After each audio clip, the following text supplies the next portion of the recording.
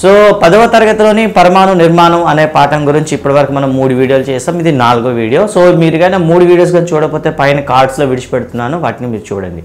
And ఈరోజు మన concept అయితే క్వాంటమ్ సంఖ్యలు.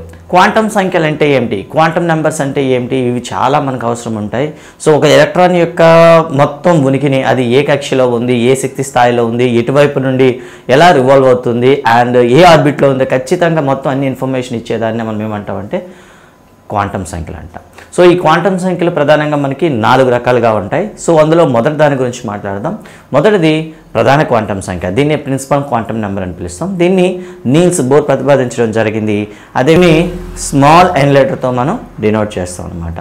అయితే నీల్స్ బోర్ చెప్పిన దాని ప్రకారం అయితే మనకి పరమాణు చుట్టూ కూడా ఆర్బిట్స్ అనేవి వృత్తాకారంలో ఉంటాయి, గోళాకారంగా ఉంటాయి.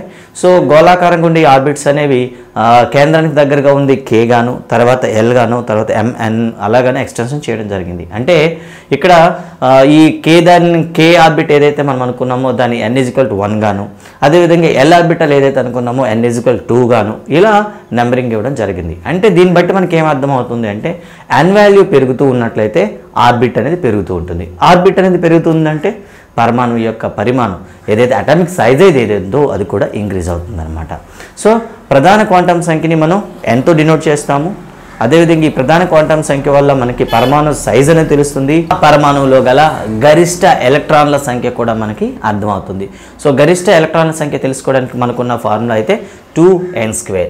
సో ఈ విధంగా మనకి ప్రధాన క్వాంటమ్ సంఖ్య కానీ తెలిసినట్లయితే పరమాణువులో కలిగినటువంటి శక్తి స్థాయిల సంఖ్య, అదేవిధంగా గరిష్టంగా ఉండగలిగే ఎలక్ట్రాన్ల సంఖ్య కూడా మనకి అర్థమవుతుంది.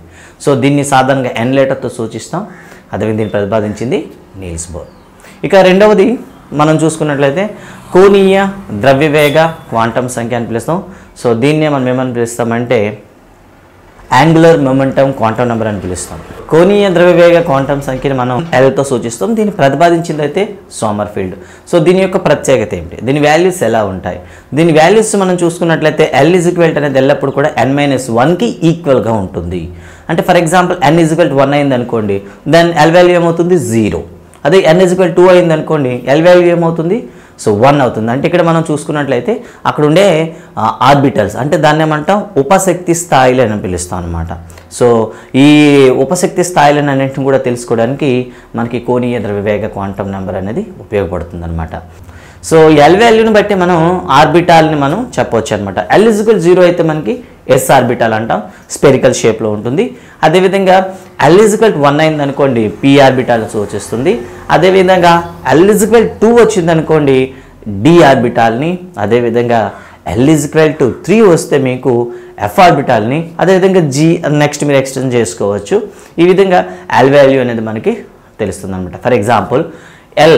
సో ముందుగా చూద్దాం ప్రిన్సిపల్ క్వాంటమ్ నెంబర్ బట్టి వీటికి ఉన్న రిలేషన్ ఏమైనా ఉంటుందా ఒకసారి చూద్దాం. L=1 అయింది అనుకోండి L=0, that means only S orbital ఉంటుంది. ఫర్ ఎగ్జాంపుల్ KLMN కదండి, రెండోది L తీసుకుందాం.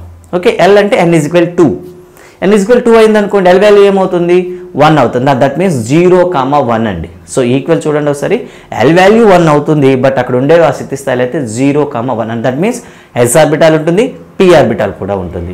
ఈ విధంగా KLM MN తీసుకున్నాం అనుకోండి n= మనకి ఏమవుతుంది 2 అవుతుంది. n=2 అయింది అనుకోండి అక్కడ ఏమొస్తాయి మనకు L=2 అయితే అక్కడ మనకు వచ్చేది D ఆర్బిట్. అంటే S ఉంటుంది, P ఉంటుంది, D కూడా ఉంటుంది, 3 ఆర్బిట్స్ ఉంటాయి. బట్ ఫైనల్గా మనం చెప్పేది ఏంటంటే D ఆర్బిటాల్ అని చెప్తాం అనమాట. ఈ విధంగా మనకి యాంగులర్ మొమెంటమ్ ఏదైతే మనం అనుకున్నామో మొత్తం కోణీయ ద్రవ్యవేగ క్వాంటమ్ సంఖ్యలు అనేవి మనకి పరమాణువులో గల ఆర్బిటాలను సూచిస్తుంది. ఇక తర్వాత వచ్చే క్వాంటమ్ సంఖ్య ఏదంటే దాన్ని మనం అయస్కాంత క్వాంటమ్ సంఖ్య అని పిలుస్తాం.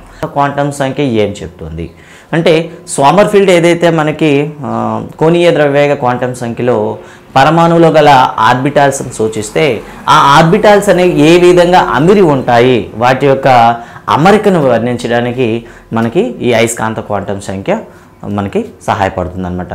సో ఆర్బిటాల్స్ అనేవి ఏ ఓరియంటేషన్లో అంటే ఏ అక్షం వెంబడి అవి నిర్మించబడ్డాయి, ఏ అక్షంలో ఎలక్ట్రాన్ అనేది మనకి భ్రమిస్తుందనేది తెలియజేయడానికి ఈ అయస్కాంత క్వాంటం సంఖ్య అనేది ఉపయోగపడుతుంది అనమాట. సో ఈ అయస్కాంత క్వాంటం సంఖ్య వాల్యూ అనేది ఎల్లప్పుడూ కూడా మనకి 2l+1 నిష్పత్తిలో ఉంటుందన్నమాట. ఫర్ ఎగ్జాంపుల్ l = 0 అయిందనుకోండి, సో అయస్కాంత క్వాంటం సంఖ్య ఏదైతే ఉందో ml ఏదైతే ఉందో అది 1 అవుతుంది. దట్ మీన్స్ సో x అక్షం వెంబడి ఓరియంటేషన్ ఉందని చెప్తాం. ఫర్ ఎగ్జాంపుల్ l = 1 అయిందనుకోండి, 2l+1 అనుకోండి 3 అవుతుంది. అంటే ఇక్కడ మనకి -1 0 +1 3 ఓరియంటేషన్స్ రావడం జరుగుతుంది. సో -1 అనేది మనం ఏం చెప్తాం, x యాక్సెస్ని కింద వైపు చూపిస్తాం అండ్ +1 అది x యాక్సెస్ పైన చూపిస్తాం అనమాట. ఈ విధంగా సో l వాల్యూ కానీ మనకు తెలిసినట్లయితే 2l+1కి మనకి ఈ అయస్కాంత క్వాంటం సంఖ్య అనేది ఉంటుంది. ఈ అయస్కాంత క్వాంటం సంఖ్య ఆధారంగా మనం ఏం చేస్తామంటే ఆర్బిటాల్ల నిర్మాణాన్ని మనం చెప్తాం అనమాట. సో మీకోసం ఇక్కడ కొన్ని ఆర్బిటాల్స్ అనేవి చూపిస్తున్నాను. సో s ఆర్బిటాల్ మీరు చూసినట్లయితే గోళాకారంగా ఉంటుంది.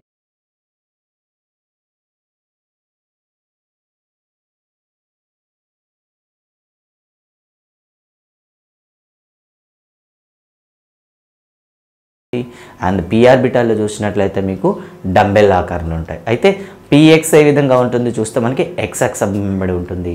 py అనేది మనం చూసుకున్నట్లయితే y అక్షం వెంబడి ఉంటుంది. అండ్ pz అనేది మనకి ఏదైతే ఉన్నామో చూసుకున్నాం అది z అక్షం వెంబడి మనకి అమరి ఉంటాయి అనమాట. ఇక d ఆర్బిటాల్లో చూసుకున్నట్లయితే d ఆర్బిటాల్లో మళ్ళీ ఉపశక్తి స్థాయిలు మనం చూద్దాం. d అంటే మనకి l వాల్యూ 2 అవుతుంది. అలా అనుకున్నప్పుడు 2l+1 ఏమవుతుంది, మనకి 5 వస్తుంది అనమాట. అంటే ఇక్కడ -2 -1 0 +1 +2 ఇలా మొత్తం మనకి 5 ఓరియంటేషన్స్ రావడం జరుగుతుంది. సో ఈ ఓరియంటేషన్స్ అన్ని కూడా మీకు స్క్రీన్ పైన మీకు పైన చూపిస్తున్నాను, ఒకసారి చూడండి. సో వాటిని ఆధారంగా మనం ఏం చేస్తామంటే dxy dyz dxz dx² - y² and dz² ఇలా మనం మొత్తం 5 ఆర్బిటాల్స్ని మనం కూడా ప్రదర్శించవచ్చు. ఎగ్జామ్ పాయింట్ ఆఫ్ వ్యూలో అయితే SPD ఆర్బిటాల్స్ అనేవి మనకి గీయడం రావాలి. సో ఖచ్చితంగా వాటిని మనం ప్రాక్టీస్ చేయాలి. సో మీరు ప్రాక్టీస్ చేస్తారు. అయితే ఈ 3 క్వాంటం సంఖ్యలతో మనం పరమాణు యొక్క మొత్తం విశ్లేషణ చేయవచ్చు.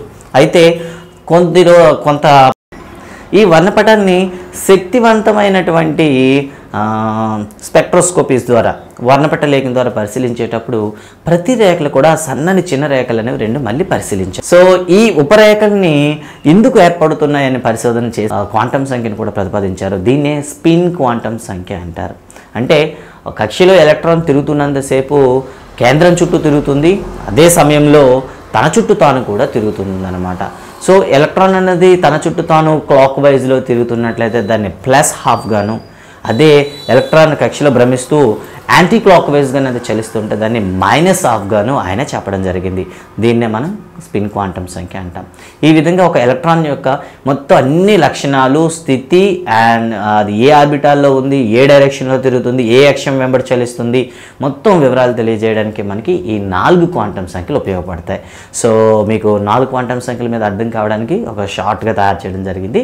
అండ్ మీరు జాగ్రత్తగా స్క్రీన్ పైన వచ్చేటటువంటి ప్రతి పాయింట్ని కానీ మీరు నోట్ చేసుకున్నట్లయితే మీకు 4 మార్క్ క్వశ్చన్ మీకు రెడీ అవుతుంది. ఓకే, సో నెక్స్ట్ మన వీడియోలో మనం ఎలక్ట్రాన్ కాన్ఫిగరేషన్ అంటే ఏమిటి అండ్ పౌలీ ఎక్స్క్లూజివ్ ప్రిన్సిపల్ గురించి మొత్తం వివరణ ఇవ్వడం జరుగుతుంది.